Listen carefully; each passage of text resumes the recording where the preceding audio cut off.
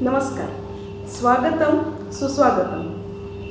मराठी साहित्य अकादमी भोपाळ आणि महाराष्ट्र समाज तुलसीनगर यांच्या संयुक्त वतीने आज 1 ऑगस्ट म्हणजे लोकमान्य बाळ गंगाधर टिळक यांच्या स्मृतिदिनानिमित्त आयोजित लोकमान्य एक ग्रंथकार या कार्यक्रमात मी माधुरी खर्डेनवीस आपण सर्व रसिक श्रोत्यांचे मनापासून स्वागत करते, अभिवादन करते. श्रोते हो, लोकमान्य बाळ गंगाधर टिळक एक क्रांतिकारी, एक उत्तम शिक्षक, एक सामाजिक कार्यकर्ते, एक वकीलच नव्हे तर एक उत्तम ग्रंथकार आणि विचारकही होते. स्वराज्य हा माझा जन्मसिद्ध हक्क आहे आणि तो मी मिळवणारच अशी सिंहगर्जना करणारे टिळक यांनी गीता रहस्य, ओरायन आणि वेदांवर देखील अनेक अभ्यासपूर्ण ग्रंथ लिहिलेले आहेत.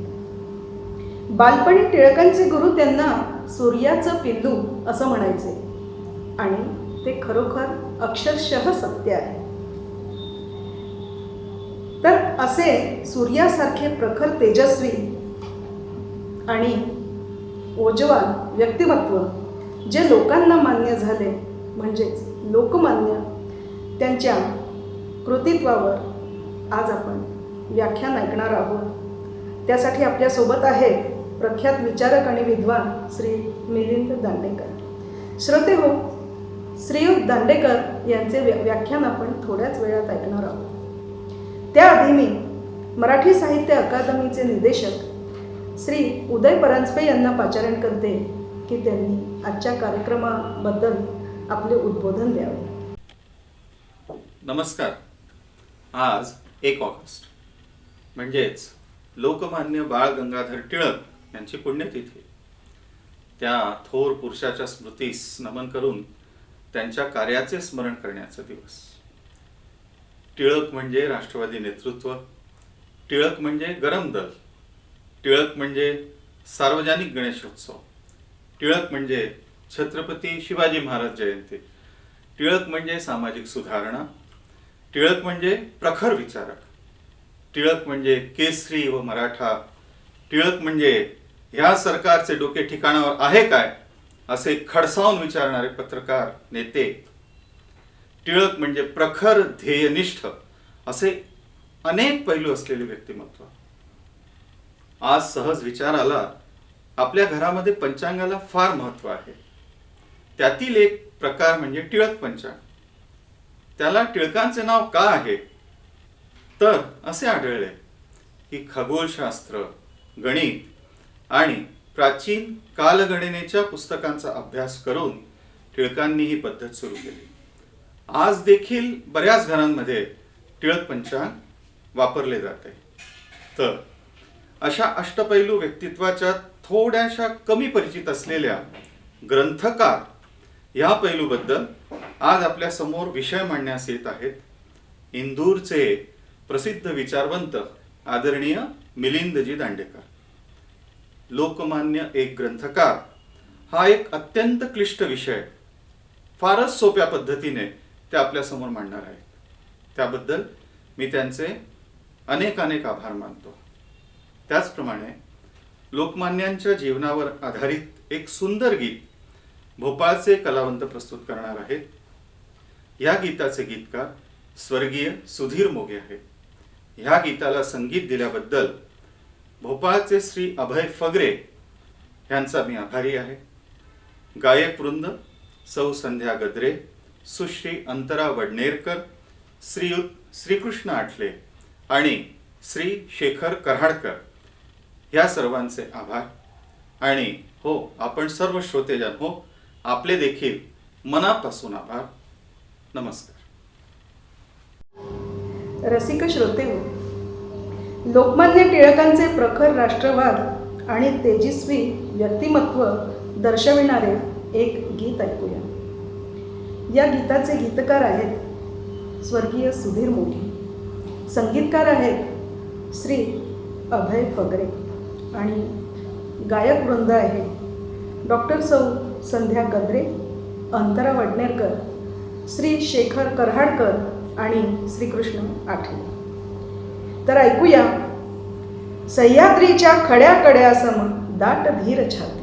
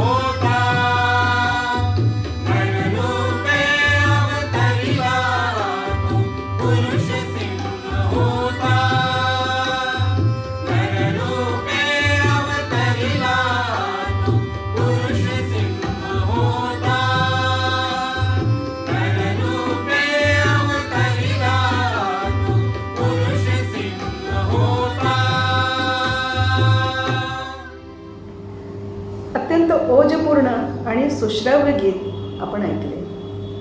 आता मी आमंत्रित करते महाराष्ट्र समाज तुलसीनगरच्या अध्यक्ष नीलाताई करंबेळकर यांना की त्यांनी आजचे प्रमुख वक्ते यांचे परिचय करून द्यावे. नमस्कार.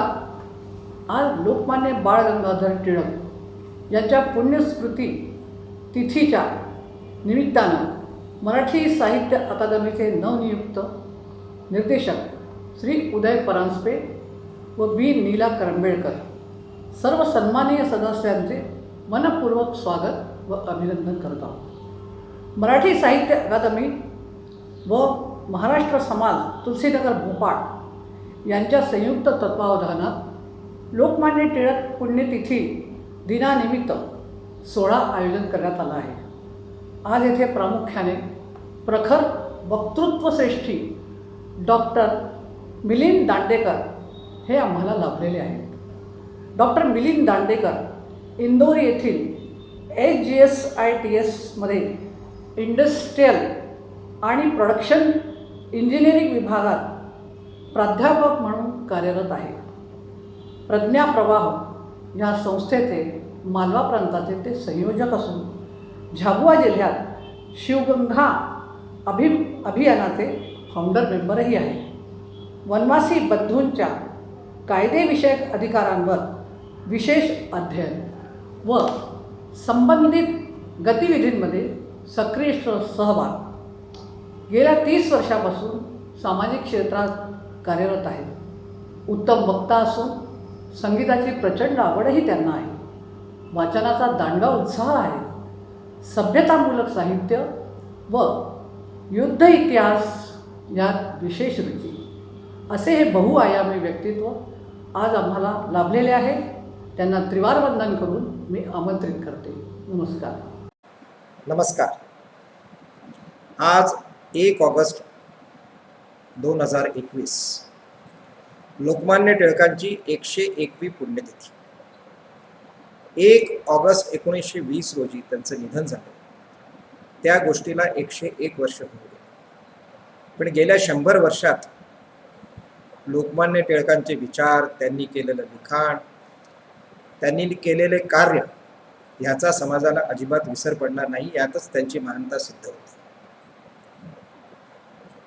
लोकमान्य टिळकांचं व्यक्तिमत्व इतकं विविध पैलूंनी भरलेलं होतं की कुठल्याही एका क्षेत्राबद्दल त्यांची सर्वोच्चता सांगायची म्हणजे खूप मोठ्या माणसाला अगदी लहान दाखवण्यासारखं झालं. आपल्याला माहितीच आहे की त्यांच्या व्यक्तिमत्वाचे अनेक पैलू होते. त्यातला सर्वात प्रमुख म्हणजे भारतीय स्वातंत्र्य लढ्याचे ते पहिले अग्रगण्य नेते होते. आपण जेव्हा म्हणतो की काँग्रेसच्या स्थापनेनंतर 1947 पर्यंत जी काही जन आंदोलने, अहिंसक आंदोलने चालली इंग्रजांच्या विरुद्ध, त्याचे आपल्याला 2च भाग करता येतात. एक तर 1920च्या आधीची आंदोलनं आणि दुसरी 1920 त्यांच्या निधनानंतरची आंदोलन. 1920च्या आधीच्या कालखंडाला टिळक युग असं म्हटलं जातं आणि 1920 नंतर 1947 पर्यंत त्याला गांधी युग असं आपण म्हणतो. पण टिळकांचं व्यक्तिमत्व फक्त स्वातंत्र्य लढ्यापुरतंच मर्यादित होतं का? तर तसं ते नाही. त्यांच्या व्यक्तिमत्वाचे इतके पैलू आहेत की त्याचा जर आपण विचार करायला गेलो, त्याची यादी बनवायला गेलो तर बरीच लांबलचक यादी तयार होते. थोर स्वातंत्र्य सैनिक म्हणून आपण त्यांना ओळखतोच. एखाद्या लहान मुलाला जरी त्यांच्याबद्दल काही विचारलं, त्यांच्याबद्दल एखादी गोष्ट सांगायला सांगितली, एखाद्या शाळकरी मुलाला सुद्धा, तेव्हा तो 2 गोष्टी नक्की सांगतो की स्वराज्य माझा जन्मसिद्ध अधिकार आहे असे म्हणणारे टिळक, आणि लहानपणी शाळेत असताना भुईमुगाच्या शेंगांची टरफलं मी टाकली नाहीत म्हणून मी शिक्षा भोगणार नाही असे ठणकावून सांगणारे लहानपणीचे बाळ गंगाधर टिळक. एवढं नक्की सगळ्यांना माहिती. पण त्याच्या पलीकडे जाऊन त्यांच्या व्यक्तिमत्वाची जी वेगळी वेगळी रूपं आहेत ती फारशी समाजासमोर आली नाहीत. स्वातंत्र्य चळवळीचे अग्रगण्य पुढारी, भारतीय असंतोषाचे जनक हे तर आपल्याला माहितीच आहे. सामाजिक चळवळीमध्ये सुद्धा त्यांचा फार मोठा भाग होता. त्याचप्रमाणे पत्रकार आणि संपादक म्हणून राष्ट्रीय अस्मितेचा लेखनाद्वारे प्रकटीकरण करणारे ते पहिले संपादक होते. केसरी आणि मराठा याबद्दल आपण सगळे जाणूनच आहोत, त्याबद्दल वेगळं सांगायची गरज नाही. त्याशिवाय त्यांचे जे दुसरे पैलू आहेत ज्यांच्याबद्दल फारशी चर्चा होत नाही ते म्हणजे त्यांच्यातला एक रिसर्चर, मुळात रिसर्चर असणारा जो पिंड होता, त्यांचं खगोलशास्त्राचं, गणिताचं, विज्ञानाचा जो अभ्यास होता. त्याचप्रमाणे त्यांनी भारतीय प्राचीन धर्मग्रंथांचा जो अभ्यास केला होता आणि त्याच्यावर जे संशोधन केलं होतं, संशोधन म्हणजे रिसर्च, ज्याला हिंदीमध्ये शोध म्हणतात आणि मराठीत संशोधन म्हणतात, तर रिसर्च या अनुषंगाने मी तो शब्द वापरतोय. तर त्यांनी केलेलं संशोधन, त्यांनी लिहिलेली पुस्तकं, त्यांनी केलेला त्याचा अभ्यास, रिसर्च पेपर्स त्यांनी विभिन्न संमेलनात, विज्ञान संमेलनांमध्ये त्यांनी जे प्रकाशित केले होते, वेगवेगळ्या जर्नल्समध्ये त्यांचे जे रिसर्च पेपर्स प्रकाशित झाले होते ते, आणि एक ग्रंथकार, ग्रंथाचे लेखक, आणि सरतेशेवटी देशाला वा समाजाला दिशा देण्यासाठी भारतातला सर्वात लोकप्रिय धर्मग्रंथ, ज्याला श्रीमद भगवद्गीता असे म्हणतात, त्याच्यावर लिहिलेली त्यांची टीका म्हणजे गीता रहस्य. हे सगळे पैलू नंतरचे जे मी सांगितले, एक लेखक म्हणून त्याच्याबद्दल फारशी चर्चा होत नाही आणि त्याच्याबद्दल फारसं काही लोकांना माहीत नाही. त्यामुळे आजच्या या कार्यक्रमाच्या विषयी मला एवढं सांगायचं की आज आपण एक लेखक म्हणून लोकमान्य टिळक, एक संशोधक म्हणून लोकमान्य टिळक, एक ग्रंथकार म्हणून लोकमान्य टिळक कसे होते त्याबद्दल बोलूया. आपल्या 64 वर्षाच्या आयुष्यात, त्यांना फक्त 64 वर्षाचं आयुष्य लाभलं, त्याच्यातही जवळजवळ 8-9 वर्षे त्यांची तुरुंगात गेली आणि बालपणीचं जी वर्ष सोडली तर सुमारे 30 ते 40 वर्ष त्यांना ॲक्टिव्ह सोशल पॉलिटिकल लाईफमध्ये वेळ मिळाला काम करण्यासाठी.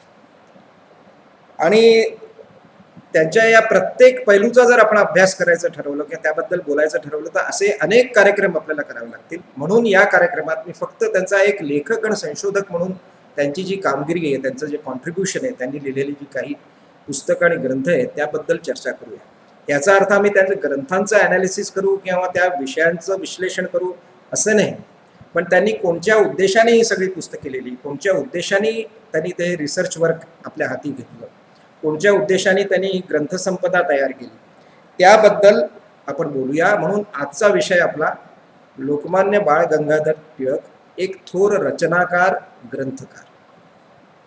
आपण जेव्हा रचनाकार म्हणतो तेव्हा जनरली लोकांना असं वाटतं की रचनाकार म्हणजे ज्यांनी साहित्य निर्माण केलं त्याला आपण रचनाकार म्हणूया.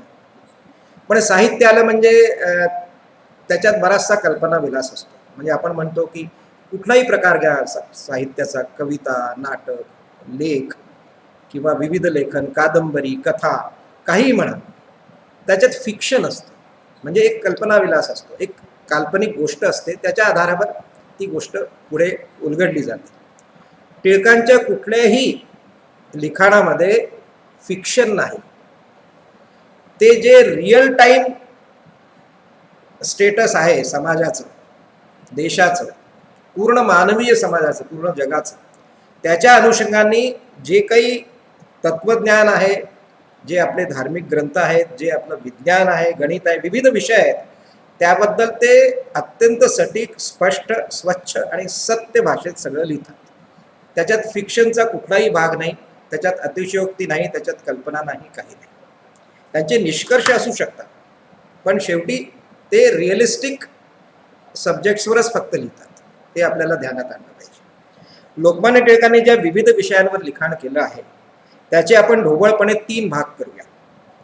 नंबर 1, प्रथम त्यांचं राजकीय स्वरूपाचं लिखाण. त्यात मूळतः त्यांनी लिहिलेली आर्टिकल्स, संपादकीय, एडिटोरियल्स मराठा आणि केसरीमध्ये, आणि त्याशिवाय राजकीय स्वरूपांची त्यांची विविध भाषणं आहेत. पूर्ण देशभरात त्यांनी केलेली शेकडो भाषणं आहेत. त्याचं एक पुस्तक रूपात प्रकाशनसुद्धा झालेलं आहे त्यांच्या मृत्यूनंतर. एक अत्यंत प्रसिद्ध पुस्तक आहे, आता ते पुन्हा प्रकाशित झालं आहे, की रायटिंग्स अँड स्पीचेस ऑफ बाल गंगाधर टिळक, आणि त्याची प्रस्तावना महर्षी अरविंदांनी लिहिली. तर त्यांनी लिहिलेले आर्टिकल्स, त्यांनी लिहिलेले संपादकीय, त्यांनी केलेली भाषणं, त्याचा तो संग्रह आहे. सुमारे 450-500 पानाचं पुस्तक आहे. तर त्याच्यात मूळतः त्यांनी सामाजिक आणि राजकीय विषयांवर त्यांचं लिखाण केलं आहे. तर त्यांचा पहिला भाग लिखाणाचा म्हणजे राजकीय लेखन. स्वातंत्र्य लढ्यासाठी, इंग्रज सरकाराच्या विरुद्ध लोकांना जागृत करण्यासाठी आणि स्वातंत्र्याचा लढा पुढे नेण्यासाठी त्यांनी केलेली भाषणं, त्यांनी केलेलं लिखाण, हा एक भाग आहे. त्याबद्दल आज आपण चर्चा करणार नाही, कारण की त्याबद्दल बऱ्याच लोकांना बरंच काही माहिती आहे, कारण की ते सर्वश्रुत आहे. त्यांनी घेतलेल्या भूमिका, त्यांनी चालवलेली आंदोलनं, त्यांनी लिहिलेले लेख, म्हणजे त्यांचं प्रसिद्ध वाक्य, या सरकारचं डोकं ठिकाणावर आहे का, असा त्यांनी केसरीत जो अग्रलेख लिहिला होता. तर हे सगळं बहुतेक पब्लिक डोमेनमध्ये आहे आणि सगळ्यांना माहिती आहे. त्याबद्दल आज आपण चर्चा नाही करणार. दुसरं त्यांचं आहे की सामाजिक विषयावर त्यांनी बरंच काही लिहिलं आहे. उदाहरणार्थ त्यांनी स्वदेशीबद्दल भाषणं केली आहेत, लिखाण केलं आहे. त्यांनी शिक्षणाच्या धोरणाबद्दल, म्हणजे हे खरं आहे की ती जी पिढी होती गांधी, टिळक वगैरे, त्या लोकांनी आपल्या शालेय शिक्षणात इंग्रजी, मराठी किंवा गांधीजींनी गुजराती, इंग्रजी याच भाषेतनं शिक्षण केलं. आणि मेकॉलेनी आपल्या इथे शिक्षण प्रणाली ती लागू केल्यानंतर जी पहिली पिढी त्याच्यात शिकून तयार झाली त्यात हे दोघे होते. त्यामुळे त्यांना जे कंटेंट शिकायला मिळालं शालेय शिक्षणात ते इंग्रजांनी केलेल्या सिलेबस प्रमाणेच होतं. तर त्याविषयी ते शिकून झाल्यावर सुद्धा दोघांनी सुद्धा आपल्या वयस्कपणी म्हणजे प्रौढ झाल्यानंतर त्यांचे जे शिक्षण प्रणालीतले अनुभव होते त्याच्यावर त्यांनी सामाजिक लिखाण केलंय. टिळकांनी पण केलंय आणि गांधीजींनी पण केलं. तर national education policy, national education याविषयी त्यांचे प्रसिद्ध लेख आणि प्रसिद्ध भाषण आहेत. आज आपण आजच्या काळात या नवीन सरकारने नवीन धोरण जे आणलंय, नई शिक्षा नीती, new education policy, national education policy, त्याचा आपण अभ्यास केला तर त्यात आपल्याला असं आढळून येतं की 125 वर्षापूर्वी टिळकांनी नवीन शिक्षण धोरणाबद्दल जे आपलं म्हणणं प्रतिपादित केलं होतं त्याच्या बऱ्याचशा गोष्टी आज आपण स्वीकार करतोय सुमारे 100-125 वर्षानंतर. तर त्यांचं एक सामाजिक स्वरूपाचं लिखाण आहे. त्याच्यामध्ये हिंदू समाजाच्या काही चालरीतींबद्दल त्यांनी बरंच काही लिहिलेलं आहे. त्याच्यानंतर इंग्रज सरकारने त्याच्यात जे इंटरफिरन्स केले होते आपल्या धार्मिक आणि सामाजिक परंपरेच्या काही नियमांमध्ये, त्याच्याबद्दल त्यांचं बरंचसं लिखाण आणि भाषण आहे. पण त्याबद्दलही आज आपण बोलणार नाही. आज आपण त्यांचं लेखन आणि त्यांचं रिसर्च वर्क, म्हणजे एक अभ्यासक म्हणून, एक विज्ञानाचे आणि तत्वज्ञानाचे आणि धर्मशास्त्राचे अभ्यासक म्हणून त्यांनी जे लिहिलंय त्याच्याबद्दल आज आपण फक्त चर्चा करू. तर तसं पाहिलं झालं तर ॲस्ट्रॉनॉमी, त्याच्यानंतर गणित, खगोलशास्त्र ज्याला आपण ॲस्ट्रॉनॉमी म्हणतो, गणित, इंडॉलॉजी या विषयांचा त्यांचा गहन अभ्यास होता. आणि त्याचबरोबर संस्कृत भाषा, इंग्रजी भाषा आणि आपले सगळे धर्मग्रंथ याचा त्यांना सखोल अभ्यास त्यांनी केलेला होता. आणि या सगळ्या अभ्यासाच्या आधारावर, या सगळ्या संशोधनाच्या आधारावर त्यांनी मुळात 4 पुस्तकं लिहिली आहेत, ज्यांना आपण म्हणू शकतो की जी राजकीय आणि सामाजिक स्वरूपाची नाही आहेत अशी त्यांची 4 पुस्तकं आहेत. त्या 4 पुस्तकांची नावं मी सर्वात प्रथम आपल्याला सांगतो. पहिलं पुस्तक द ओरिऑन, म्हणजे त्यांचं पहिलं पुस्तक आहे ओरिऑन म्हणून. ते त्यांनी वयाच्या 36व्या वर्षी लिहिलेलं. दुसरं पुस्तक आहे the Arctic home in the Vedas, म्हणजे हा ग्रंथ जो आहे त्यांनी आर्यांचं मूळ स्थान कुठलं होतं, आर्य मूळ रूपात कुठे निवास करायचे या पृथ्वीवर, त्या विषयावर त्यांनी एक अभ्यास करून खगोलशास्त्राचा आणि हिंदू धर्मग्रंथांचा, पारशी धर्मग्रंथांचा अभ्यास करून त्याच्या आधारावर काही सिद्धांत प्रतिपादित करून त्यांचे निष्कर्ष काढून त्यांनी जे पुस्तक लिहिलं आहे ते प्रसिद्ध आहे, ते Arctic home in the Vedas या नावाने. तिसरं पुस्तक त्यांनी लिहिलंय वैदिक क्रोनॉलॉजी आणि वेदांग ज्योतिष.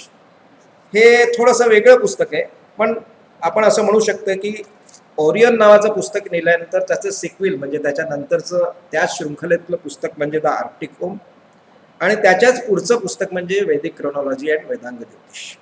तर ही 3 पुस्तकं जवळजवळ ती एका विषय संचया संबंधित आहे, ज्याच्यात खगोलशास्त्र आहे, जुनी धर्मग्रंथांचे दाखले आहेत, गणित आहे, आणि त्यांच्या कंटेम्पररी म्हणजे त्यांच्या समकालीन विद्वानांनी जगभर या विषयावर जे संशोधन केलंय त्याचाही त्यांनी आढावा घेतलाय, त्याचाही त्यांनी उपयोग केलाय. जिथे स्वीकारायचंय तिथे ते स्वीकार केलंय, जिथे खंडन करायचंय तिथे खंडन केलेलं आहे. आणि आपली एक हायपोथेसिस त्यांनी या पुस्तकांच्या द्वारे मांडली आहे की त्यांचे मूळ म्हणजे की वेदांचा काल काय होता, आजपासून किती हजार वर्षापूर्वी सुमारे प्रथम वेद ऋचा लिहिली गेली होती किंवा ऋग्वेदाची रचना केव्हा झाली वगैरे वगैरे. आणि त्याचबरोबर आर्यांचे मूळ स्थान कुठले होते ते त्यांनी असं सिद्धांत प्रतिपादित केला आहे की ते उत्तर ध्रुवावर होतं. नॉर्थ पोल वॉज द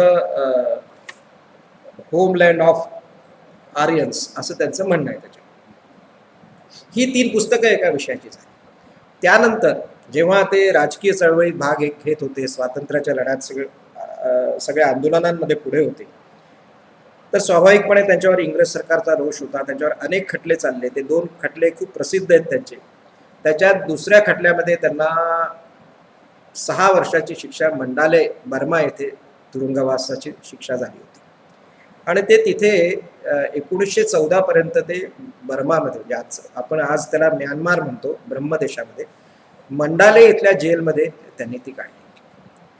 आणि त्यावेळेला ते आपल्या घरापासून, आपल्या देशापासून खूप लांब, जवळजवळ 4-5 हजार मैल लांब त्या मंडालेच्या एकांत जेलमध्ये त्यांना ती काढावी लागली. तर त्यावेळेचा उपयोग करून त्यांनी गीता रहस्य या सर्वात प्रसिद्ध, त्यांच्या सर्वात प्रसिद्ध पुस्तकाची रचना जी झाली तेव्हा त्यांनी त्या कालखंडामध्ये केली. आणि किती आश्चर्याची गोष्ट आहे की त्या जेलमध्ये राहून त्यांनी फक्त 5.5-6 महिन्यात, म्हणजे नोव्हेंबर 1910 ते मार्च 1911 या 5-5.5 महिन्यामध्ये त्यांनी तो एवढा मोठा गीता रहस्य नावाचा ग्रंथ लिहून काढला. 900 पानांचा ग्रंथ त्यांनी 5 महिन्यात तो पूर्ण केला. ते त्यांचं रचनाकार म्हणून, ग्रंथकार म्हणून आज आपण सर्वात मोठं कॉन्ट्रीब्युशन मानतो. गीता रहस्य, टिळकांचं नाव घेतलं किंवा त्यांच्या लिखाणाचा कुठलाही विषय निघाला तर लोक पहिलं नाव घेतात गीता रहस्य. तर ते त्यांचं शेवटलं पुस्तक. तर आज आपण या 4 पुस्तकांबद्दल थोडीशी चर्चा करूया.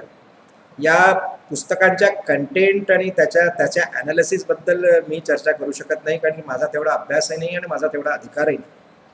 पण लोकमान्य टिळकांनी कुठल्या उद्देशाने ही पुस्तकं लिहिली, त्याच्या मागे त्यांचा हेतू काय होता, समाजाला त्यांना काय सांगायचं होतं आणि त्याच्या मागची बॅकग्राऊंड काय होती आणि त्याचा आपण आजच्या भाषेत सांगायचं झालं तर इम्पॅक्ट फॅक्टर काय आहे आणि त्याच्या पुढे त्याच्यावर काय कामं झाली किंवा त्याच्या पृष्ठभूमीचा विचार केला तर त्यांच्या आधी या विषयांवर कुणी काय काय केलं, अशा काही गोष्टींच्या फ्रेममध्ये आजची चर्चा आपण करूया.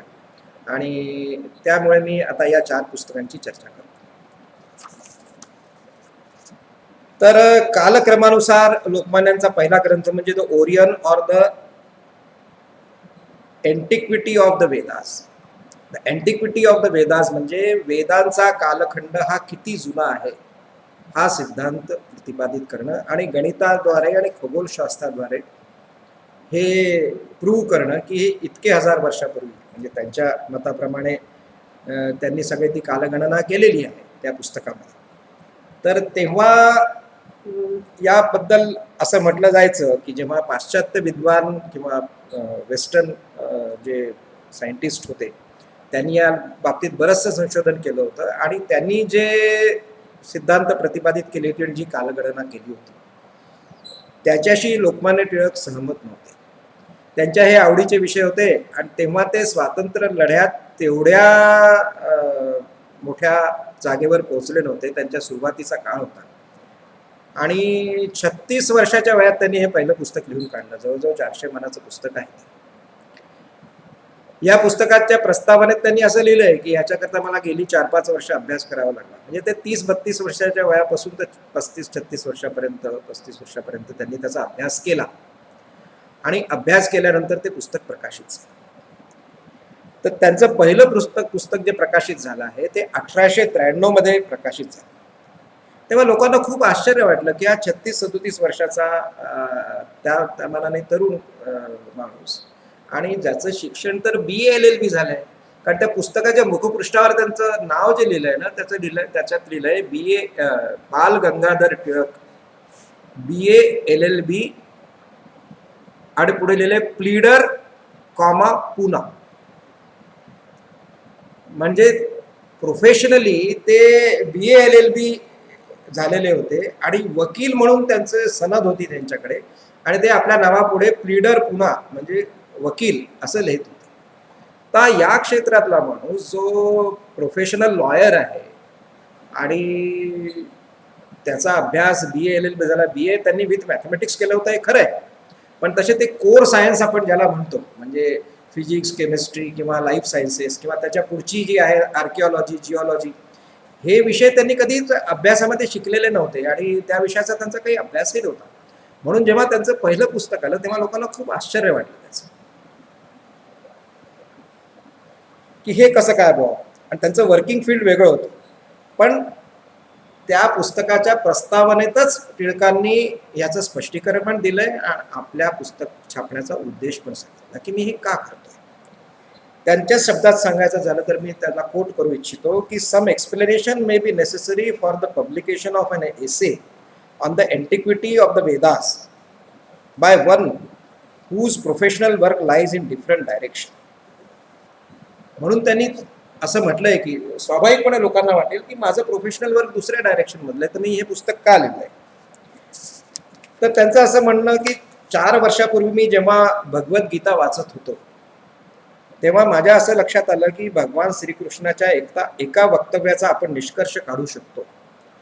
जेव्हा ते म्हणतात, म्हणजे भगवान श्रीकृष्ण असं गीतेत म्हणतात की ते मार्गशीर्ष मास आहेत, म्हणजे आपले 12 महिने आहेत ज्याला आपण मराठी महिने किंवा हिंदू महिने असं जेव्हा म्हणतो त्याच्यातले ते मार्गशीर्ष मास आहेत. आणि त्या आधारावर मी प्राचीन वैदिक कालाचा अभ्यास केला आणि मग आपला प्रबंध, आपला रिसर्च पेपर हा लोकांसमोर मांडला. आधी ते पुस्तक रूपात प्रकाशित नाही झालं. सर्वात आधी त्यांनी एक रिसर्च पेपर त्याच्यावर लिहिला आणि गीतेच्या आधारावर आणि आणखीन काही ग्रंथांच्या उपलब्ध रुचांच्या आणि श्लोकांच्या आधारावर त्यांनी एक रिसर्च पेपर लिहिला. आणि ती 9th ओरिएंटल काँग्रेस जी लंडनमध्ये होणार होती कॉन्फरन्स, त्या कॉन्फरन्ससाठी त्यांनी तो पेपर लिहिला. पण तो पेपर तिथे त्यांनी जेव्हा पाठवला तेव्हा त्या कॉन्फरन्सच्या आयोजकांच्या असं लक्षात आलं की तो रिसर्च पेपर खूप लांबलचक आहे, खूपच मोठा आहे, त्यामुळे तो तसाच्या तसा तिथे त्या कॉन्फरन्समध्ये प्रकाशित नाही होऊ शकणार किंवा तो तिथे प्रस्तुत नाही केला जाणार. त्यामुळे मग त्याचं एक लघुरूप किंवा त्याचा गोषवारा आपण म्हणू शकतो किंवा त्याची एक समरी म्हणून त्या कॉन्फरन्सच्या पब्लिकेशन्समध्ये तो आला. पण त्या निबंधांचा सारांश प्रकाशित केल्यामुळे त्यांना असं वाटलं की हा संपूर्ण निबंध सुद्धा लोकांसमोर यायला पाहिजे. पण तसं पाहिलं तर निबंध किंवा रिसर्च पेपर किती मोठा असला, 20, 25, 100, 50, 100 पानाचा, तो रिसर्च पेपर कोणी वाचत नाही जोपर्यंत त्याचं आपण एक पुस्तक रूपात रूपांतर करत नाही. त्यामुळे मग त्यांनी बरेचसे त्याच्यात ॲडिशन्स करून, ऑल्ट्रेशन्स करून त्याची भाषेमध्ये थोडासा, रिसर्च पेपरच्या भाषेपेक्षा पुस्तकाची भाषा वेगळी असते, त्यामुळे त्यांनी त्याच्यात बरेचसे चेंजेस करून त्यांनी मग हे पुस्तक लिहिलं ज्याला आपण आज ओरिओन म्हणतो. ते 1893 मध्ये प्रकाशित झालं, त्यांच्या वयाच्या फक्त 36व्या-37व्या वर्षी. तर त्यांच्या पुढे हा प्रश्न होता की आतापर्यंत जेवढे सिव्हिलायझेशनल डिबेट्स झालेत किंवा सिव्हिलायझेशनल रिसर्च आणि त्याच्याबद्दल जेवढं लिखाण केलंय पश्चिमेच्या विद्वानांनी, तर त्याच्यामध्ये वैदिक सिव्हिलायझेशन बद्दलही सगळे विद्वान असं म्हणतात की जास्तीत जास्त 2400 वर्ष ख्रिस्तपूर्व, म्हणजे 2400 BC, बिफोर क्राइस्ट, ह्याच्या पलीकडचं नाहीये, म्हणजे त्याच्याहून जुनं वगैरे काही नाहीये तुमच्या हिंदुस्थानात, असं त्यांचं म्हणणं होतं. कारण की जेव्हा आपण म्हणतो की पाश्चात्य विद्वानांनी इथे येऊन वेदांचा आणि सगळ्या गोष्टींचा अभ्यास केला आणि आपली मूळस्थानं शोधून काढली वगैरे, तर हे जितकं वरून दिसतं तितकं ते प्युअर अकॅडमिक वर्क नाही. म्हणजे पाश्चात्य विद्वान त्याच्यातले सर्वात पुरोधा त्यांचे म्हणजे मॅक्स मुलर, ज्यांचं नाव सगळ्यांना माहिती आहे, आणि त्यांचे कंटेम्पररी जेवढे विद्वान जगभर झालेत, तर हे फक्त अकॅडमिक वर्क नव्हतं, त्याला एक पॉलिटिकल अँगल होता. आणि सगळ्या जगभराच्या विकासशील भागाचं कॉलनायझेशन करण्याच्या दृष्टीने युरोपियन पॉवर्सनी जी राजकीय पावलं उचलली होती, युद्धाच्या रूपात, आक्रमणाच्या रूपात, आणि तिथे जाऊन त्या सगळ्यांच्या भूमी काबीज करून तिथे आपलं राज्य स्वरूप कायम करायच्या दृष्टीने, त्या दृष्टीने या सगळ्या कामाला एक पॉलिटिकल अँगल होता, त्याची एक ऑब्जेक्टिव्हिटी होती. आणि त्याच्यामध्ये हे सिद्ध करणं अत्यंत ओघाने आलं होतं की ज्यांच्यावर आम्ही राज्य करायला आलो आहोत ते आमच्यापेक्षा कमी शिकलेले, कमी ज्ञान असलेले, कमी इतिहास असलेले, किंवा त्यांच्या पूर्वजांनी काही कॉन्ट्रीब्युशन केलं नाहीये, अशा प्रकारचं एक स्वरूप प्रतिपादित करून ते सगळ्या जगासमोर आणलं, जेणेकरून त्यांच्या राज्य करणाऱ्याला एक प्रकारची नैतिक आणि बौद्धिक लेजिटिमसी प्राप्त होईल. या दृष्टीने ते सगळं होतं. तर या लोकांचे सगळे कंटेम्पररी विद्वान जेवढे वेस्टचे होते ते या दृष्टिकोनांनी पछाडलेले होते. त्याचा प्रभाव आपल्या भारतीय कंटेम्पररी किंवा समसामयिक विद्वानांवर पण झाला होता. त्याच्यात ती टिळक किंवा गांधी हे कोणी त्याच्यापासून ज्याला आपण म्हणू शकतो वेगळे नाही राहू शकले. काही ना काही प्रभाव त्यांच्यावर सुद्धा झाला. इव्हन रवींद्रनाथ टागोरांवर सुद्धा झाला, आपण साहित्याच्या गोष्टी केल्या तर त्या दृष्टीने ते 2400 BCच्या आधी जायला कोणीच तयार नव्हतं. लोकमान्य टिळकांचं असं मत होतं की जर आपण आपल्या धर्मग्रंथाचा नीट विचार केला आणि त्याच्यातल्या प्रत्येक शब्दाचा अर्थ शोधून काढला आणि त्याचं आपण खगोलशास्त्राच्या रूपाने जर त्याचं गणित सोडवलं, तो प्रमेय सोडवला आपण, तर जो निष्कर्ष निघतो तो त्याच्याहून बराच पूर्वीचा आहे. तर त्याच्या पुढे जायला पाश्चात्य विद्वान संकोच करत होते की 2400 BCच्या आधी भारतात काही झालेलं नाही. पण टिळकांनी या ग्रंथाद्वारे प्रतिपादित केलं की आपण सहजपणे 4000 BC पर्यंत तर जाऊ शकतो. तर ओरियन पुस्तकाचं कॉन्ट्रीब्युशन जर आज म्हणायला गेलं तर जगभराची भारतीय सभ्यतेकडे, भारतीय संस्कृतीकडे, भारतीय रचनेकडे पाहण्याचा जो दृष्टिकोन होता आणि त्याचा जो काळ ठरवायची जी मर्यादा होती ती 2400 BC पासून त्यांनी आणखीन 2-3000 वर्ष मागे नेली. हे टिळकांचं फार मोठं कॉन्ट्रीब्युशन या ओरियन पुस्तकाच्या रूपात आहे. आणि ऋग्वेदाच्या परंपरा निश्चितपणे 4000 BCच्या आधीच्या आहेत हे त्यांनी स्पष्ट केलं. त्यानंतर ते हेही म्हणतात, ते सारखे आपण असं एक कॅव्हिएट आपण ज्याला इंग्रजीमध्ये म्हणतो, म्हणजे ज्याला म्हणतो की आधीपासून काही सूचना या प्रकारच्या करणं की भाऊ याच्यात काही करेक्शन असेल तर मी आधीपासूनच हे सांगून ठेवतो की असं होणार आहे.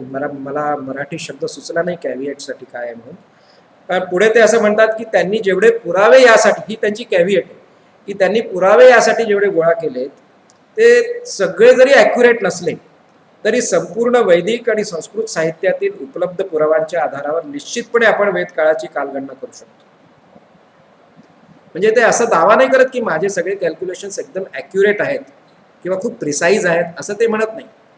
पण त्यांचा असा दावा आहे त्याच्यामध्ये की आपल्या सगळ्या जुन्या वैदिक साहित्याचा, संस्कृत साहित्याचा जर आपण अभ्यास केला, त्याच्या प्रत्येक बाबतीत आपण बरोबर त्याचं इंटरप्रिटेशन केलं आणि त्याच्याप्रमाणे ते इन्फरन्सेस काढले त्याचे, तर आपण सहजपणे 4 ते 5000 वर्षापूर्वीपर्यंत जाऊ शकतो त्याच्या कालगणनेमध्ये. त्यामुळे माझं असं म्हणणं आहे की ऋग्वेदांच्या ऋचांच्या आधारावर डाटा तयार करण्यास जरी कोणाचा आक्षेप असला तरी ज्या रिसर्च मेथॉडॉलॉजीने मी संशोधन केलंय, आज रिसर्च मेथॉडॉलॉजी हा शब्दप्रयोग खूप कॉमन आहे.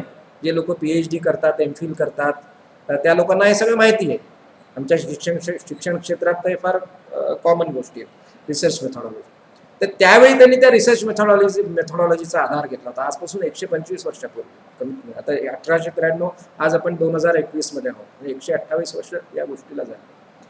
तर तीच रिसर्च मेथॉडॉलॉजी त्यांच्या कंटेम्पररी विद्वानांनी वापरली आहे, युरोपियन विद्वानांनी. त्याच्या एकाचं नाव बेंटले आणि दुसऱ्याचं कोलब्रुक.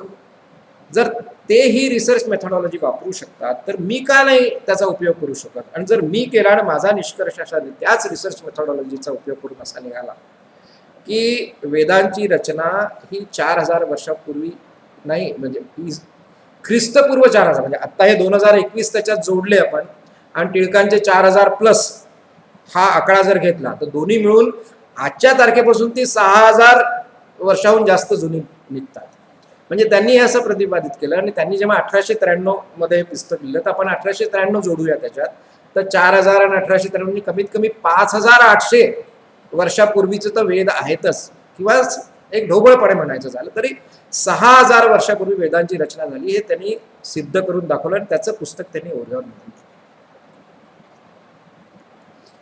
त्याचप्रमाणे जर त्यांनी हेही म्हटलं की रामायणाची, महाभारताची कालगणना जर लोक मॅक्स मुलरच्या सिद्धांताप्रमाणे करतात तर ती वेगळ्या वेगळ्या प्रकारे निघून येते. पण तसं करायचं काही कारण नाही आहे. आपण जर वेदकालाची रचना आपण बरोबर केली तर त्या अनुषंगाने सगळ्या कालगणना आपल्याला करता येतील असं त्यांनी त्या ओरियन पुस्तकात लिहिलं. पण त्याचबरोबर त्यांच्या मनाचा मोठेपणा हा पण आहे. त्यांनी ते प्रत्येक पुस्तकात लिहिले, तिन्ही पुस्तकात लिहिले की होऊ शकतं की मी जो रिसर्च केलाय त्याच्यात काही त्रुटी असतील, त्याच्यात काही गोष्टी उणीवा राहून गेल्या असतील, तर माझ्या पुढे येणाऱ्या संशोधकांनी ते काम पूर्ण करावं. And I am always open for truth, असं त्यांचं म्हणणं होतं. म्हणजे जर कोणी आणखीन पुढे काही सिद्धांत प्रतिपादित केला की ही कालगणना इतकी तेवढीशी बरोबर नाही, तेवढी ॲक्युरेट नाही आहे, त्याच्यात काही इनॲक्युरसीज आहे, आणि आता आपण संशोधन करून आपण हा निष्कर्ष काढलाय आणि काही वेगळा निष्कर्ष निघाला, तर त्याच्यासाठी ते ओपन होते. ते पहिल्या पुस्तकातच त्यांच्या प्रस्तावनेतच त्यांनी पूर्ण असं लिहिलेलं आहे. तर ही फार मोठी घटना होती की एका भारतीय विद्वानाने त्या काळी वेदकाल ठरवणारं एक पुस्तक लिहिलं, ते म्हणजे ओशो. असं त्यांचं ते पहिलं पुस्तक. आणि त्याबद्दल त्यांनी आणखीनही केलंय, काही लोकांचे त्यांनी आभारही मानलेत. मॅक्स मुलरचा आणि त्यांचा बराच संपर्क होता. असं 1900 मध्ये, म्हणजे या पुस्तकाच्या 6-7 वर्षाच्या प्रकाशनानंतरच त्या आसपासच मॅक्स मुलरचं निधन झालं, किंवा त्याच्या थोडंसं आधी. पण त्यांचा पत्रव्यवहार होता आणि त्यांनी मॅक्स मुलरचे पण आभार मानले की त्यांनी जे काम केलं होतं ते मला उपयोगास पडलं. ते त्याच्याशी ते पूर्णपणे सहमत होते असं नाही, काही ठिकाणी त्यांनी त्याचा उपयोग केला आहे, काही ठिकाणी त्याचं खंडनही केलं आहे. पण कंटेम्पररी म्हणजे समसामायिक विद्वान जे होते युरोपमधनं आलेले, ज्यांनी इंडॉलॉजीच्या संबंधित विषयांवर संशोधन केलं होतं, अध्ययन केलं होतं, त्याचाही त्यांनी सगळा आढावा त्या पुस्तकात त्यांनी घेतलेला आहे. बरेचसे दाखले असे दिलेले आहेत त्याचे.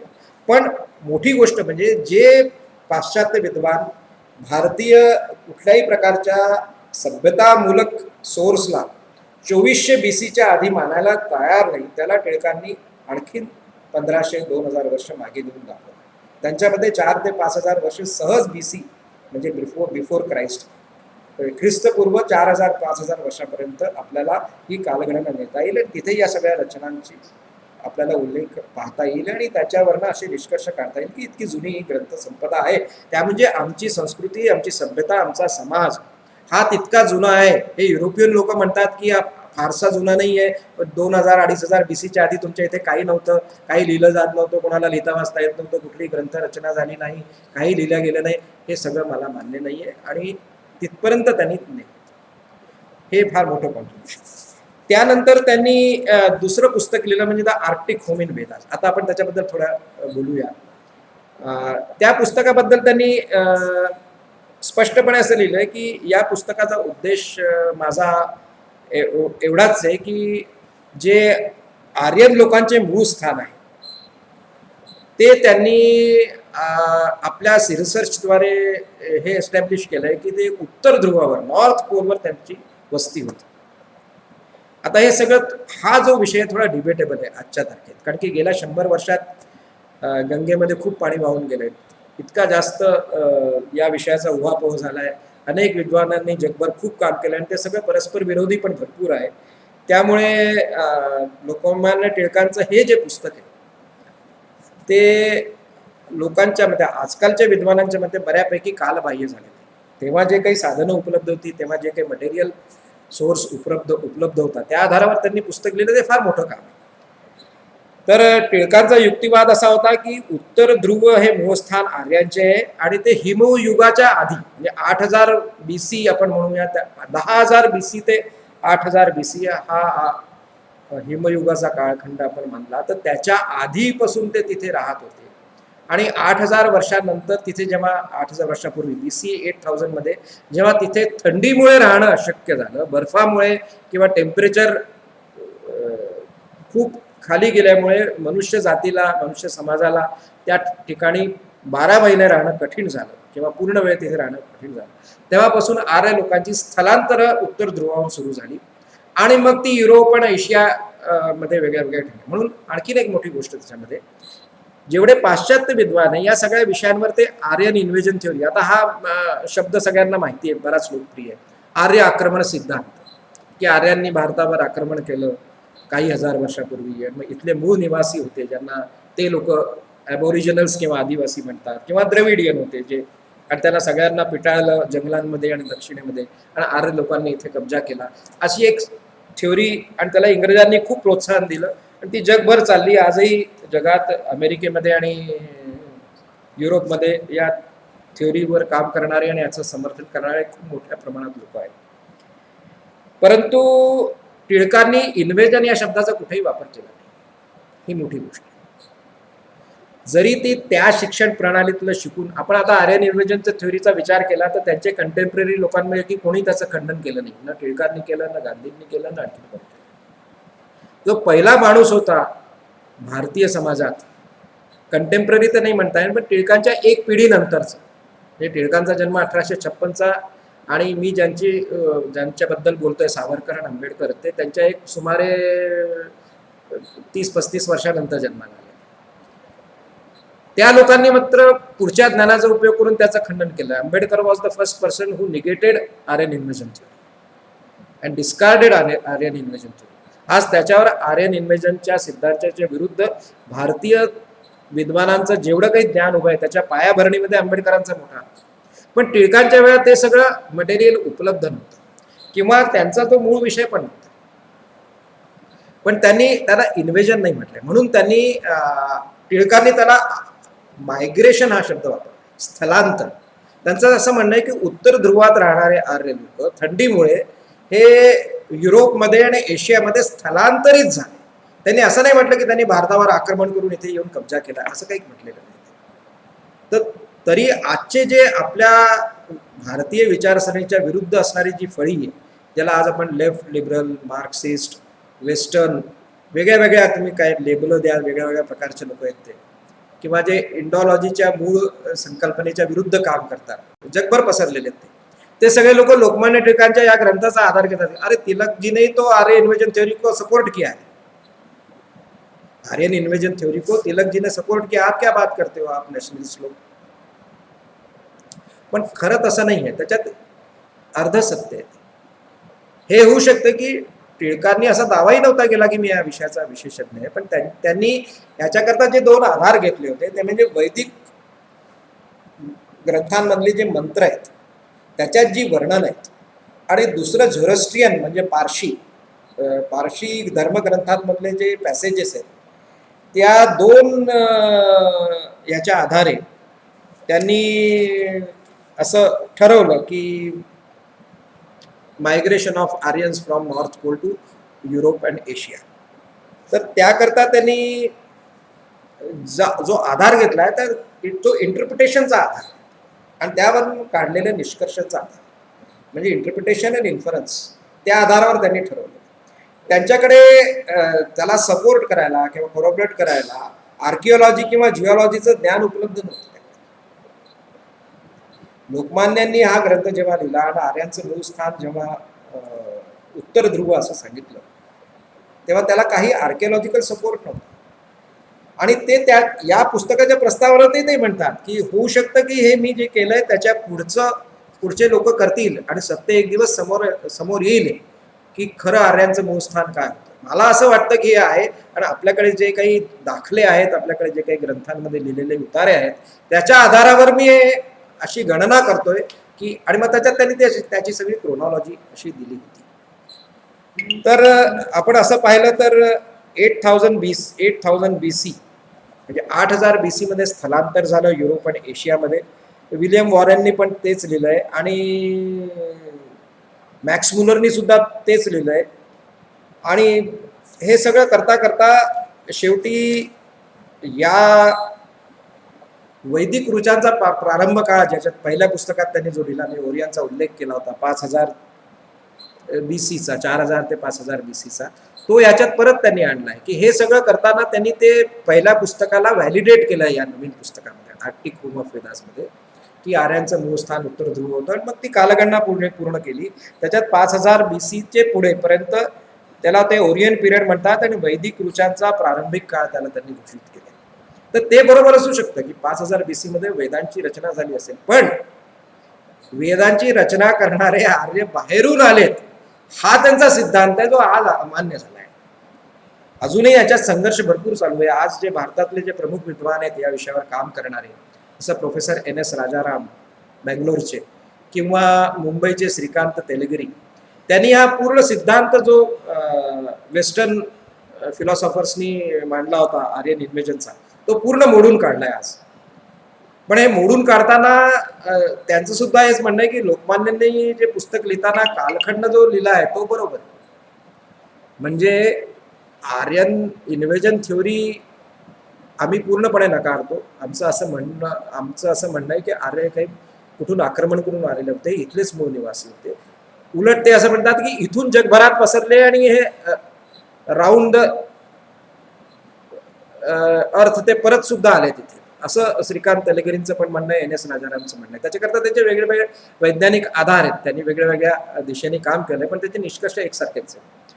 टिळकांचं असं म्हणणं होतं की ते नॉर्थ पोलवर होते, पण ते आता तेवढं म्हणजे त्याला आपण म्हणू शकतो की तो सिद्धांत तेवढा कालबाह्य. आणि आपल्याला हे लक्षात घ्यायला पाहिजे की टिळक असो किंवा गांधी असो, हे मुळात सोशल सायंटिस्ट होते. हे की कोर ऑफ द कोरमध्ये काही physics, chemistry, archaeology, geology, life sciences ह्याचे विद्वान नव्हते. मुळात हे समाजात काम करणारे लोक होते आणि त्या अनुषंगाने ज्या विषयांचं ते अध्ययन करायचे. म्हणजे गांधीजींनी पण जी पुस्तकं लिहिली आहेत त्याच्यामध्ये बऱ्याचशा गोष्टीमध्ये कॉन्ट्राडिक्शन्स दिसतात आपल्याला. इव्हन त्यांचं हिंद स्वराज नावाचं पुस्तक आहे, ते त्यांनी भारतात येण्याच्या पूर्वीच लिहिलं होतं, दक्षिण आफ्रिकेत असताना आपल्या अनुभवावर, आणि भारताबद्दल एक संकल्पना करून की कसा आपला देश आणि समाज असला पाहिजे. त्यातल्या बऱ्याचशा गोष्टी आज कालबाह्य झाल्या आहेत. तसंच टिळकांच्या पुस्तकांचं पण, आणि हे नेहमी उभाने होणारच. त्यांनी या लोकांची महानता, यांचा थोरपणा कमी होत नाही. त्यांनी केलेले कष्ट, त्यांनी केलेलं कॉन्ट्रीब्युशन कुठल्याही प्रकारे कमी होत नाही. त्यामुळे आर्टिक होम ऑफ वेदास याच्यामध्ये त्यांनी, मी याच्या डिटेलमध्ये नाही जाणार कारण तो अत्यंत क्लिष्ट आणि एक प्रकारे तो प्युअर ॲस्ट्रॉनॉमीचा खूप सखोल विषय आहे. तो आजचा आपला विषय पण नाही की त्या पुस्तकाचं विश्लेषण करणं, पण त्या पुस्तकाच्या मागचा त्यांचा उद्देश आणि त्याच्या मागची त्यांची भूमिका आणि समाजाला ते काय सांगू इच्छित होते ते मी आपल्यासमोर सांगितलं या दोन पुस्तकांबद्दल. तिसरं जे पुस्तक आहे, तिसऱ्या पुस्तकाबद्दल फारसं सांगण्यासारखं काही नाही, कारण की त्यांनी वैदिक क्रोनॉलॉजी आणि वेदांग ज्योतिष याच्यावर जे पुस्तक लिहिलं आहे ते आपण म्हणता येईल की या दोन पुस्तकांचं सिक्विल आहे. त्याच्यामुळे मी त्याच्याबद्दल फारसं काही बोलणार नाही, कारण रिपिटेशन होईल. आज आपल्याला वेळही कमी आहे, त्यामुळे त्या तिसऱ्या पुस्तकाबद्दल मी फारसं काही सांगणार नाही. या दोन पुस्तकांच्याबद्दल मी थोडं डिटेलमध्ये याकरता सांगितलं की हा एकदम वेगळा विषय होता आणि लोकमान्यांच्या, टिळकांच्या या कॉन्ट्रीब्युशनबद्दल आपल्या समाजाला खूप कमी माहिती आहे. काही लोकांना निश्चितपणे माहिती, त्यांनी ती पुस्तकं वाचली आहेत. ते पुस्तकं अत्यंत कठीण आणि क्लिष्ट स्वरूपाची आहे. ते सामान्य लोकांना एकदम समजणार नाहीत, हे तितकंच खरं आहे. तरीही आपण याच्या उद्देशाचा आणि याच्यामुळे त्या थोर माणसाच्या व्यक्तित्वाचा आढावा घेऊ शकतो की त्यांनी कुठल्या कुठल्या क्षेत्रात आणि किती सखोल अभ्यास करून काम केलं. आता आपण त्यांच्या शेवटच्या पुस्तकाकडे वळूया, जे सर्वात प्रसिद्ध पुस्तक आहे. त्याच्याबद्दल खूप चर्चा झाली, त्याच्यावर अनेक भाष्य लिहिली. म्हणजे लोकमान्य टिळकांनी गीता रहस्य लिहिलं, या विषयावरच शेकडो लोकांनी खूप काही लिहिलेलं आहे आणि त्याची भरपूर विवेचना केली आहे, भरपूर विश्लेषण केलं आहे, त्याची तुलनात्मक अध्ययनं केली आहे. कारण आधी सुद्धा गीतेवर भरपूर टीका लिहिलेल्या गेलेल्या आहेत, वेगळ्या भाषेत लिहिल्या गेलेल्या आहेत. आपण म्हणूया की ज्ञानेश्वरांच्या आधी सगळ्या टीका ज्या आहेत भगवद्गीतेवर त्या संस्कृत भाषेत लिहिल्या गेल्या. ज्ञानेश्वरांनी पहिल्यांदा प्राकृत मराठी, म्हणजे आपण आपली मायबोली जी आज म्हणतो, जिला 700 वर्षाचा इतिहास सांगतो, तो ज्ञानेश्वरांपासून सुरू होतो. तर त्या दृष्टीने आपण जर विचार केला तर पहिली देशी भाषेतली टीका गीतेवर कोणी लिहिली आहे तर संत ज्ञानेश्वरांनी लिहिली आहे. त्याला आपण श्रीमद भगवद्गीता रहस्य अथवा गीता रहस्य नाही, आपण त्याला ज्ञानेश्वरी म्हणतो. आणि टिळकांनी जी गीता टीका लिहिली आहे तिचं नाव आहे श्रीमद भगवद्गीता रहस्य अथवा कर्मयोग शास्त्र. तर 1290 मध्ये ज्ञानेश्वरांनी ही लिहिली.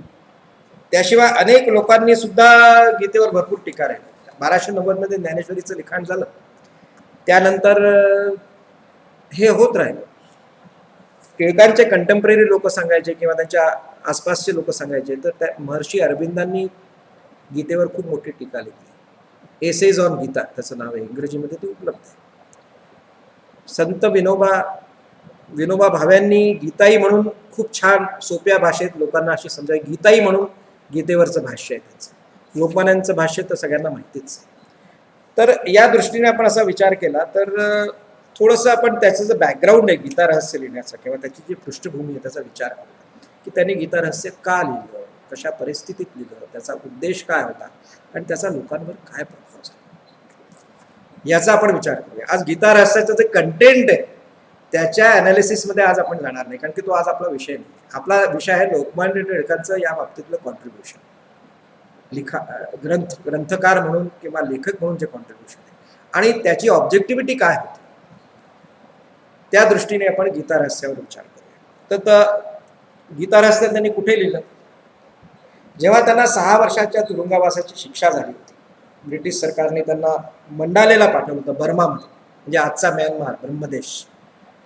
त्या 6 वर्षाच्या तुरुंगवासात सुमारे 5.5 महिन्यात त्यांनी हे पुस्तक पूर्ण केलं. 2 नोव्हेंबर 1910 त्यांनी हे पुस्तक लिहायला सुरुवात केली आणि 30 मार्च 1911 रोजी 900 पानं त्यांनी लिहून काढली. आता जेलमध्ये पुस्तक लिहिणं काही सोपं नव्हतं. आपल्याला 2 दाखले माहिती आहेत जेलमध्ये लिहिण्याचे.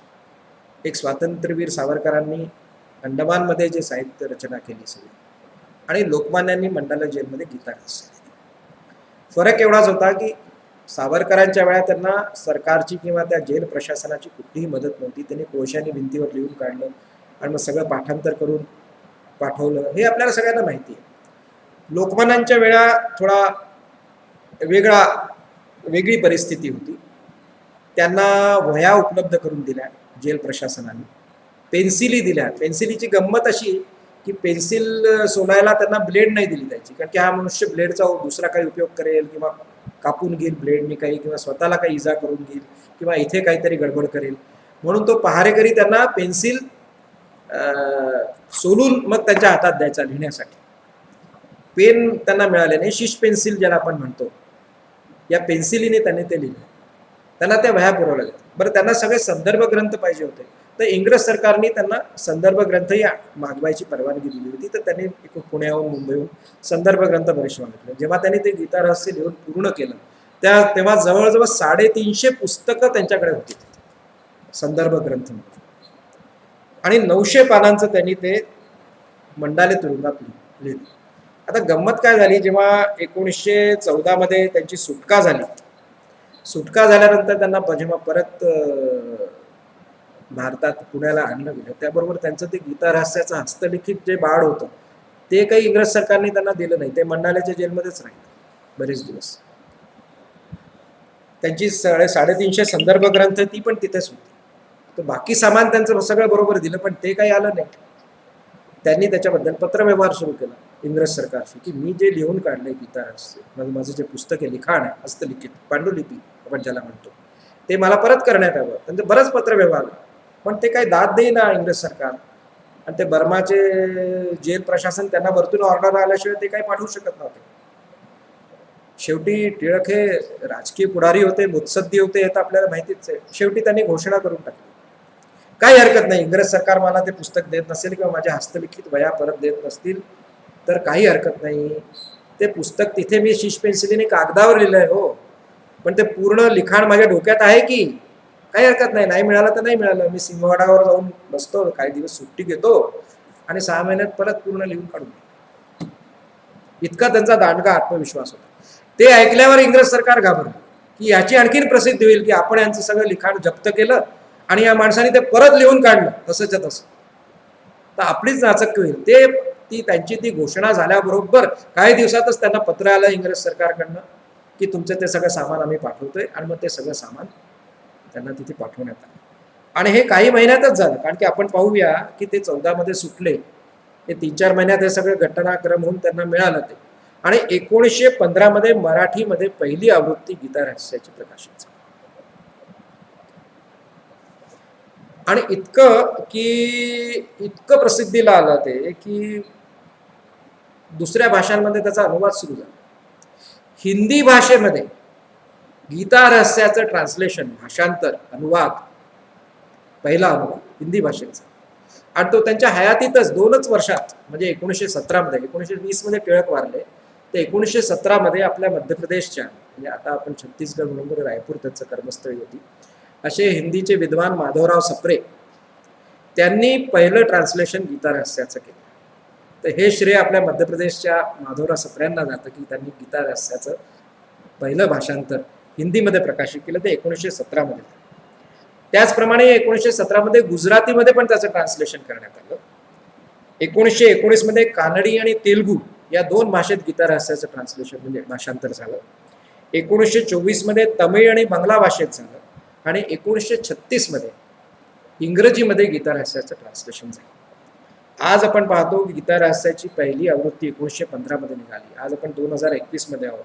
माझ्या माहितीप्रमाणे 29 एडिशन्स त्याच्या निघाल्या आहेत. 2010 मध्ये आता 10-11 वर्षापूर्वी त्याची 29th एडिशन निघाली. त्याच्यानंतर निघाली असेल तर मला कल्पना नाही. आणि ते इतकं प्रसिद्ध झालं.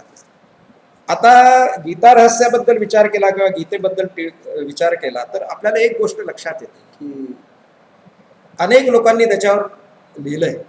आदि शंकराचार्यापासून तर आपण आजपर्यंतचा विचार केला तर आपण प्रातिनिधिक स्वरूपात 3-4 जणांचा आपण उल्लेख करूया. ज्ञानेश्वरांनी ज्ञानेश्वरी लिहिली आहे गीतेवर. महर्षी अरविंदांनी एसेज ऑन गीता लिहिलं आहे. त्यानंतर विनोबा भावेंनी गीताई म्हणून त्याच्यावर आपली पूर्ण व्याख्या लिहिली आहे. आणि लोकमान्यांनी गीता रहस्य केलं. आता हे 4ही लोक आहेत ना, यांच्या सगळ्यांच्या प्रकृती भिन्न आहेत. त्यांची व्यक्तिमत्व वेगळी आहेत. त्यांची परिस्थिती वेगळी आहे. त्यांचा पिंड वेगळा आहे. त्यांचा स्वभाव वेगळा आहे. आणि त्या सगळ्या गोष्टींचं आपण ज्याला म्हणतो प्रकटीकरण त्यांच्या या लिखाणात होतं. जर आपण संत ज्ञानेश्वरांची ज्ञानेश्वरी वाचली तर ती ज्या स्तरावर लिहिली, आध्यात्मिक स्तरावर, आणि एका अबोध बालकाप्रमाणे गीतेला आईच्या स्वरूपात समोर ठेवून ते सगळं लिहिण्यात आलं. अत्यंत शांत प्रसन्न वातावरणामध्ये. आणि हे लक्षात ठेवलं पाहिजे की जेव्हा ज्ञानेश्वरांनी ज्ञानेश्वरी लिहिली तेव्हा महाराष्ट्राचा जो भाग काही मुसलमानी राज्याच्या अंमलाखाली आला नव्हता. त्यामुळे सामाजिक आणि राजकीय परिस्थिती विपरीत नव्हती. तर अत्यंत प्रसन्न चांगल्या वातावरणात त्यांनी अत्यंत आध्यात्मिक उंचीने ते सगळं लिहिलंय. एक आई म्हणून लिहिलं आणि माऊली त्याला संबोधित केलं. अरविंदांचा विचार केला तर त्यांचा स्वभाव कसा होता. सुरुवातीला ते क्रांतिकारी आंदोलनात होते, काँग्रेसमध्ये पण होते, पण शेवटी त्यांचा स्वभाव संन्यस्त वृत्तीकडे होता, संन्यासाकडे होता. आध्यात्मिक दर्शनातून संन्यासाकडे जाण्याच्या वृत्तीत. तर त्यांच्या लिखाणावर तो प्रभाव.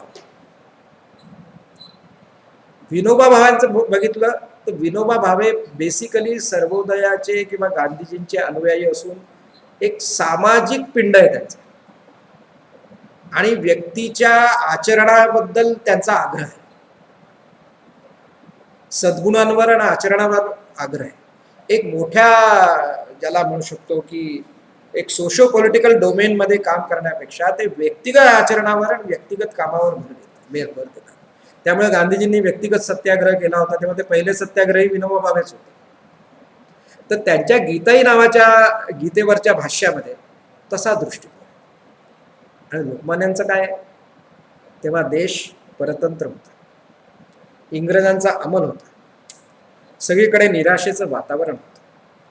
आणि अध्यात्म, गीता, वेद, पुराण इत्यादी इत्यादी हे सगळं रिटायर्ड माणसाने वाचण्यासाठी किंवा ज्याला अध्यात्म चिंतन करायचंय, ज्याला काही कर्म करायचं नाही कारण तो लोकाचारापासून दूर झालेला आहे, किंवा जे देवदेव करणारे लोक आहेत ते सगळं हे करतात असा एक समाजात समज होता. कीर्तनाला कोण जातं तर सगळेजण जे देवदेव करतात किंवा ज्यांची सगळी कर्म करून झालेली आहेत, म्हणजे त्यांचा संसार पूर्ण झालेला आहे, आता ते त्या अवस्थेत आहेत की हे सगळं करू शकतात तर ते करतात, असं तेव्हाचं वातावरण. लोकांना आत्मस्मृतीचा इतका जास्त प्रभाव झालेला होता लोकांवर की आपलं काही चांगलं आहे, आपलं काही जुनं चांगलं आहे, आपले पूर्वज थोर होते त्यांनी भरपूर काम केलेलं आहे, ह्याच्यावर सुद्धा विश्वास उडायला लागला होता. इंग्रजी शिक्षण प्रणालीमुळे, इंग्रजी वातावरणामुळे, इंग्रजी राज्यामुळे एक प्रकारचं निराशेचं जे वातावरण होतं त्यावेळेला, त्याच्यात हे सांगणं आणि लोकांना कर्मप्रधान शिकवण देणं हे फार गरजेचं होतं. त्या दृष्टिकोनातनं मी गीता रहस्य लिहिलंय असं त्यांनी प्रस्तावनेतच सांगून टाकलं. त्यांनी हेही सांगितलं की ह्याच्या आधीचे जे गीतेबद्दलचे दृष्टिकोन आहे ते मला मान्य नाही. ते मान्य नाही म्हणजे चुकीचे तसे नाही, पण आज काळाची गरज ही आहे म्हणून मी असं लिहितोय असं त्यांनी स्पष्टपणे सांगितलं.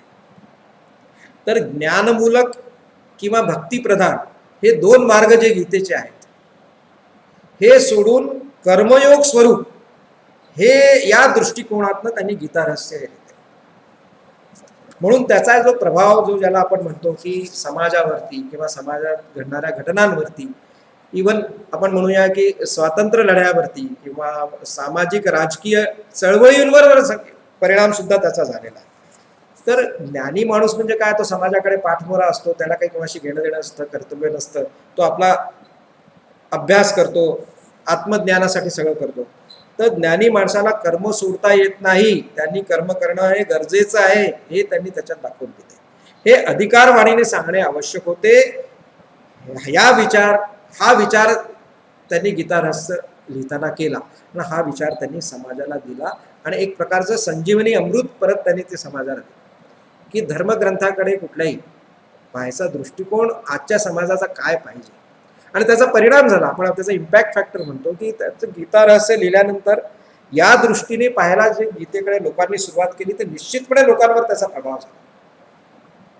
आणि जेव्हा पूर्ण समाज, पूर्ण देश, पूर्ण राष्ट्र पारतंत्र्याच्या साखळीत अडकलेले त्यावेळेला असा विचार करणं अत्यंत गरजेचं आवश्यक होतं. तर तो एक फार मोठं कॉन्ट्रीब्युशन.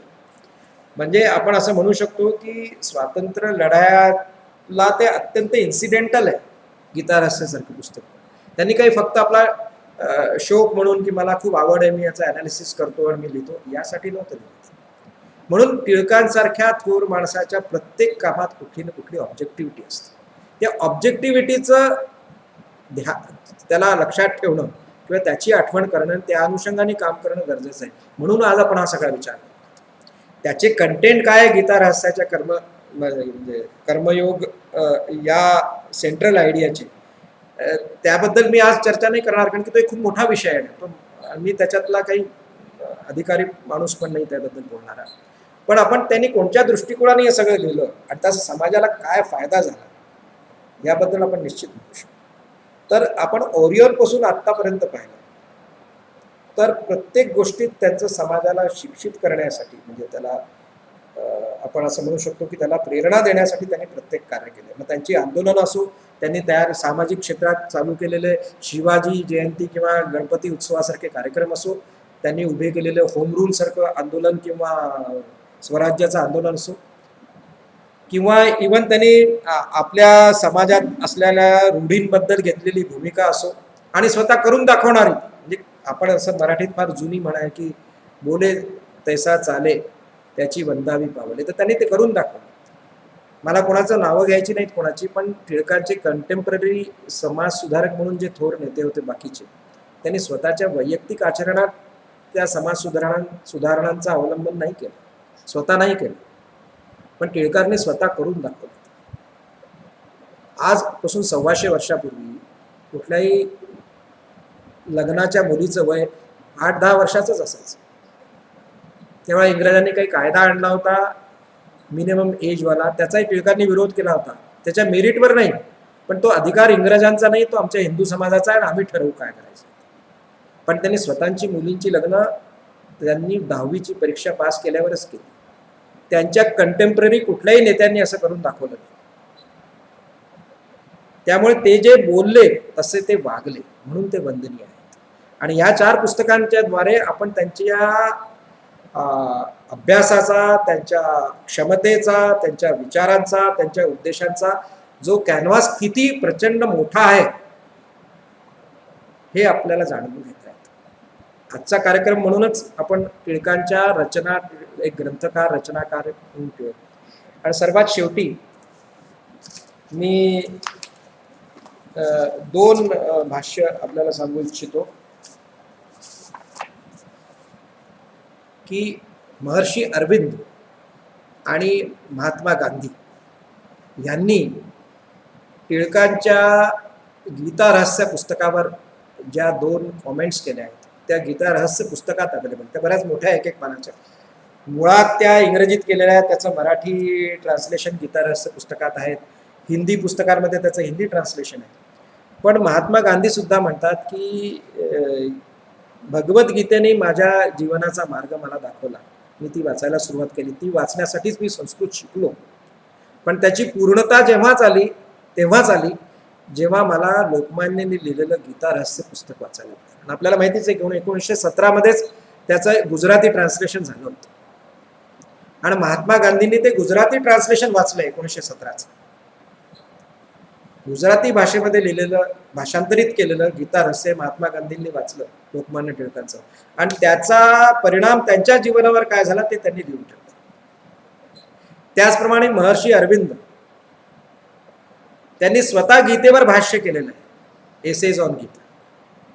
तरी ते लोकमान्यांच्या गीता रहस्य पुस्तकाचं जेव्हा त्यांनी इंग्लिश ट्रान्सलेशन वाचलं, जे बहुतेक 1936 मध्ये वगैरे इंग्लिश ट्रान्सलेशन उपलब्ध झालं होतं गीता रहस्य पुस्तकाचं, तर त्याच्याबद्दल सुद्धा त्यांनी लिहिलंय की हा त्यांनी ज्या उद्देशाने हा ग्रंथ लिहिला आणि कर्मयोगाचा जो सिद्धांत मांडला तो अद्भुत.